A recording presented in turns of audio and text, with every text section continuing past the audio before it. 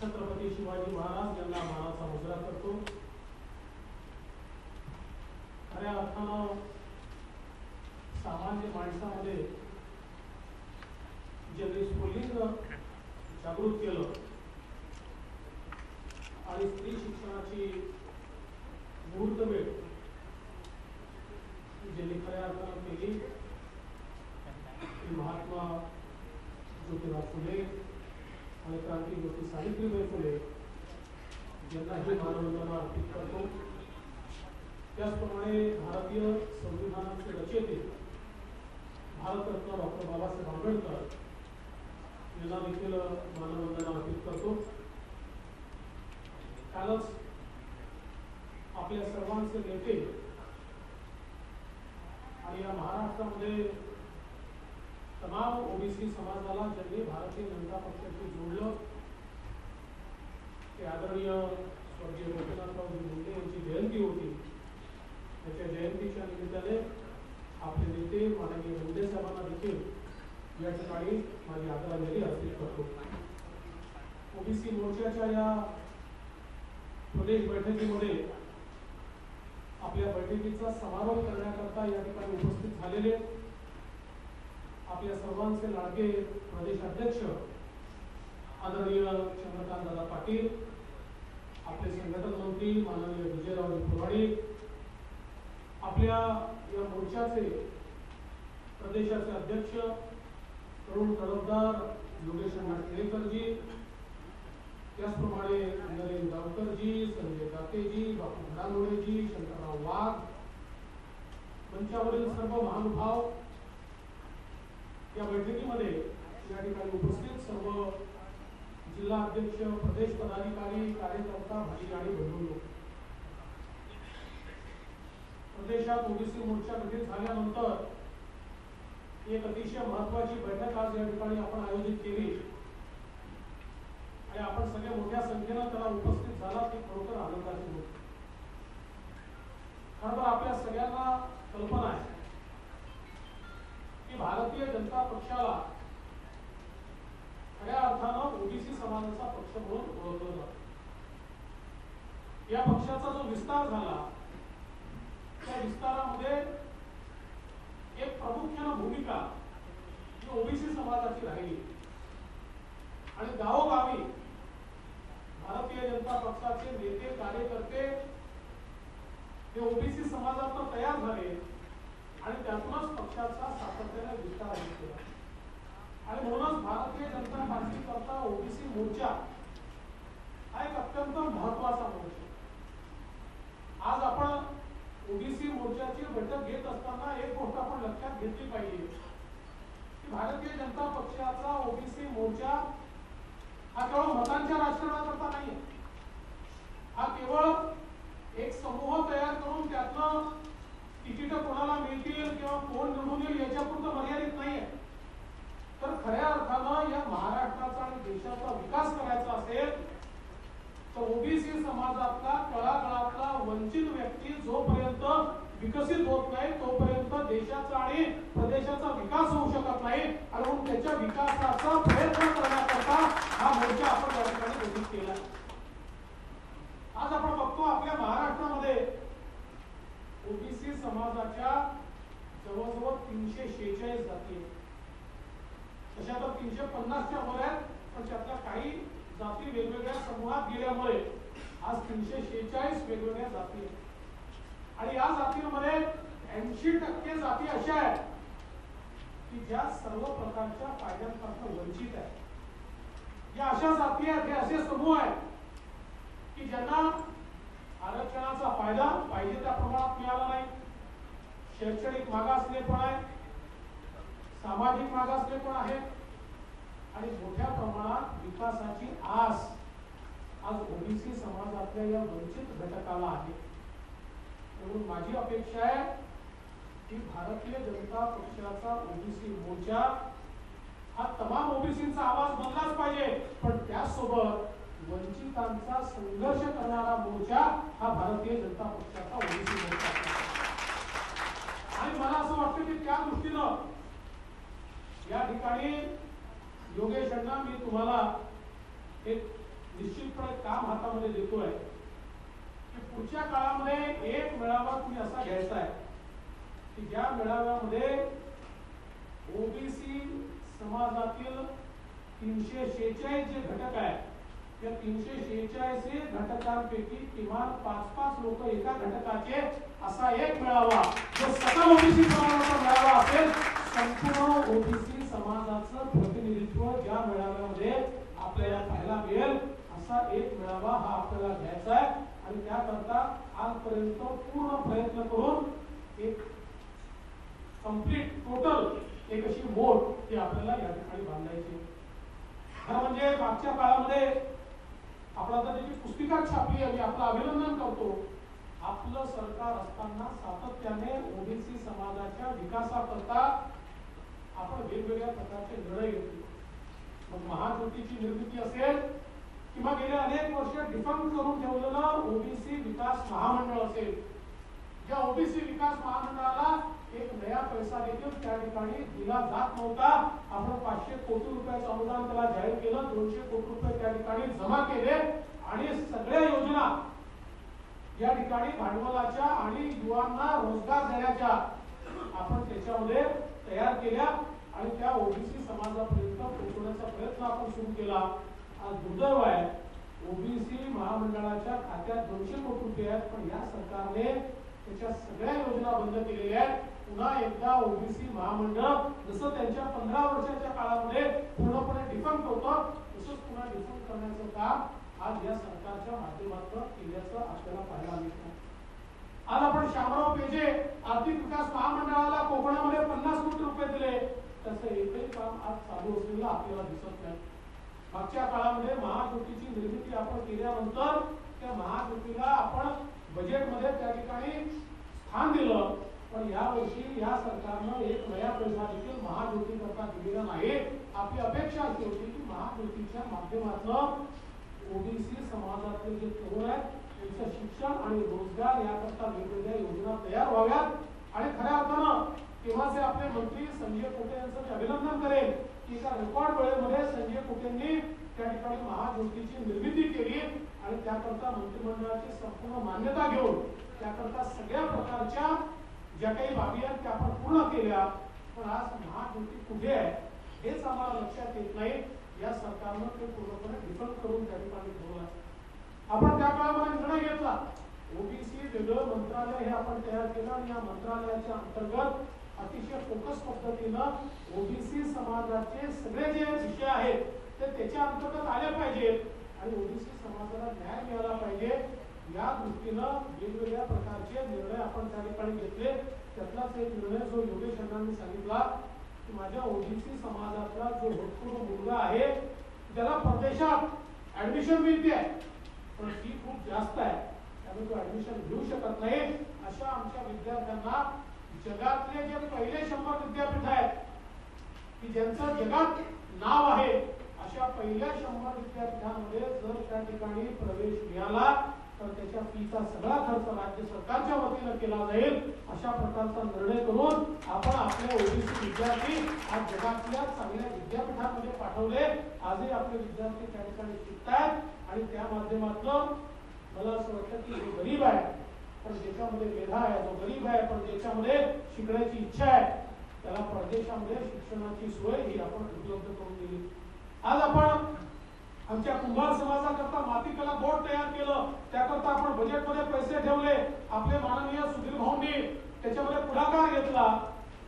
दुर्दैवाने आज आता मला गाते सांगून राहिले त्या मातीकला बोर्डाचं काय झालं हे समजत नाही. एक नया पैसा त्याचा या ठिकाणी रिलीज झालेला नाही आणि कुठली मदत त्या माध्यमातून झालेली दिसत नाही. आपल्याला कल्पना असेल की वेगवेगळ्या प्रकारे मग ओबीसी नॉन क्रिमिलियरची मर्यादा 8 लाखापर्यंत नेण्याचा विषय असेल किंवा वेगवेगळ्या ज्या योजना ओबीसी समाजाच्या बंद झाल्या होत्या किंवा शिक्षणाच्या योजना ज्या अगदी लिमिटेड मिळत होत्या त्या सगळ्या योजना त्या ठिकाणी पोहोचवण्याचं काम हे आपल्या सरकारच्या माध्यमातून आपण त्या ठिकाणी केलं. आज मात्र या सरकारमध्ये ओबीसी समाजाच्या संदर्भात केवळ बोलबच्चन देण्याशिवाय दुसरं कुठलंही काम होत नाही. आणि सगळ्यात महत्वाचं काय आज आपल्या सगळ्यांसमोर एक अत्यंत महत्वाचा प्रश्न काय आहे, महत्वाचा प्रश्न असा आहे, या सरकारमधल्या मंत्र्यांनीच ओबीसी आरक्षणाच्या समोर प्रश्नचिन्ह निर्माण केलं. या सरकारमधलेच आमदार आणि मंत्री ओबीसी समाजाच्या आरक्षणामध्ये वाटेकरी होण्याकरता पत्र देतात आणि यांचेच काही मंत्री त्याचा विरोध करतात.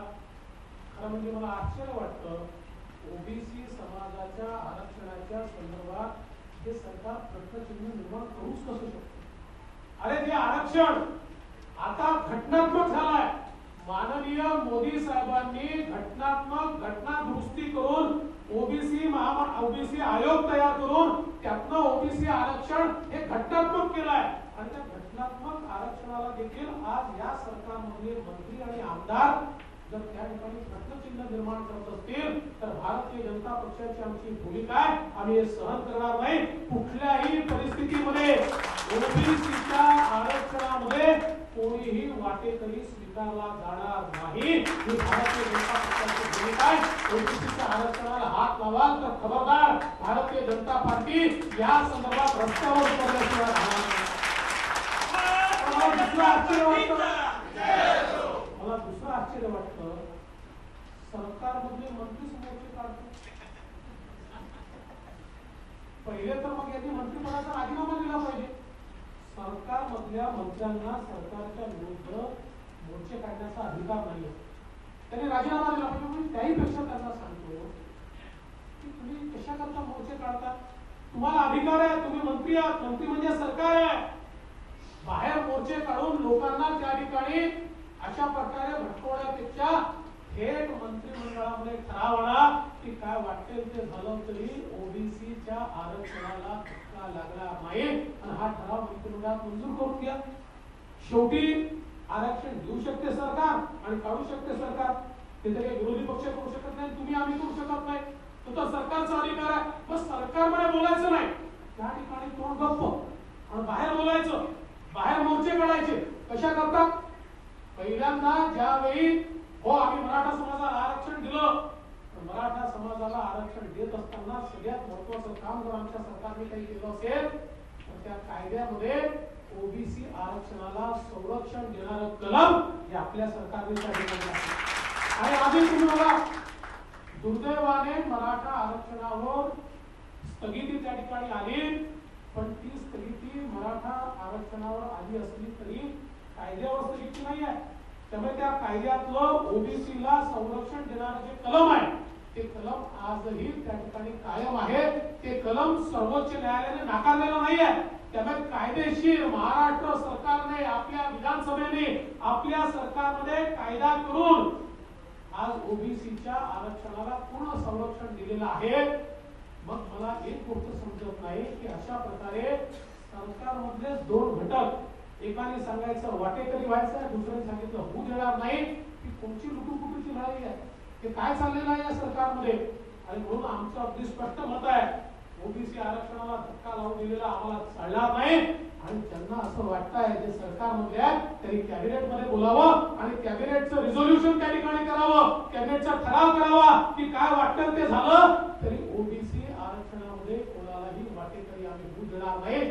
तर तुम्ही सत्य आहे, नाहीतर केवळ राजकारणाकरता या ठिकाणी ओबीसी समाजाची दिशाभूल करायची. बरं, मला आश्चर्य वाटतं की एकाच पक्षाचे लोक वेगळ्या भूमिका घेतात. म्हणजे राष्ट्रवादीचे काही लोक ही भूमिका घेतात, ती भूमिका घेतात, काँग्रेसचे काही लोक ही भूमिका घेतात, ती भूमिका घेतात. या दोन्ही पक्षांना विचारतो, तुमची खरी भूमिका सांगा, अधिकृत भूमिका सांगा. मी या ठिकाणी माझे प्रदेशाध्यक्ष चंद्रकांत दादा पाटील यांच्या साक्षीनं भाजपची अधिकृत भूमिका सांगतो की भाजपला ओबीसी आरक्षणात कुठलाही वाटेकरी मागले नाही. काय वाटतं भारतीय जनता पक्षाची भूमिका आहे, ओबीसी समाजाचं आरक्षण हे पूर्ण टिकलं पाहिजे, हे त्या ठिकाणी सगळ्या आमच्या ओबीसी घटकांना त्या ठिकाणी मिळालं पाहिजे. ही आमची अधिकृत भूमिका आहे. काँग्रेसची भूमिका काय सांगा, राष्ट्रवादीची अधिकृत भूमिका काय सांगा. आणि म्हणून आपण सगळ्यांनी ही गोष्ट लक्षात घेतली पाहिजे की ओबीसी समाजामध्ये कन्फ्युजन तयार करायचं, ओबीसी समाजामध्ये वेगवेगळ्या प्रकारच्या बाबी तयार करायच्या आणि खरा ओबीसी विकासाचा जो प्रश्न आहे त्याला मात्र हातच लावायचा नाही. एक नवा पैसा ओबीसी समाजाकरता द्यायचा नाही, एक दमडी खर्च करायची नाही, कुठले कार्यक्रम हातामध्ये घ्यायचे नाही. विकासाची कुठली भूमिका मांडायची नाही, केवळ या प्रश्नाच्या भोवती ओबीसीला भरकवत ठेवायचं, जेणेकरून विकासाची आठवणच ओबीसी समाजाला होऊ नये. आज मला सांगा, इतके प्रश्न समोर आहे. आज एमपीएससीच्या परीक्षेचं काय होणार आहे कोणालाच माहिती नाही. आज नोकऱ्यांचं काय होणार आहे कोणालाच माहिती नाही. मग आज या सगळ्या विषयांवर सरकार भूमिका घेत नाही आणि मग या सगळ्या प्रश्नांवर आपल्याला प्रश्न विचारला जाईल.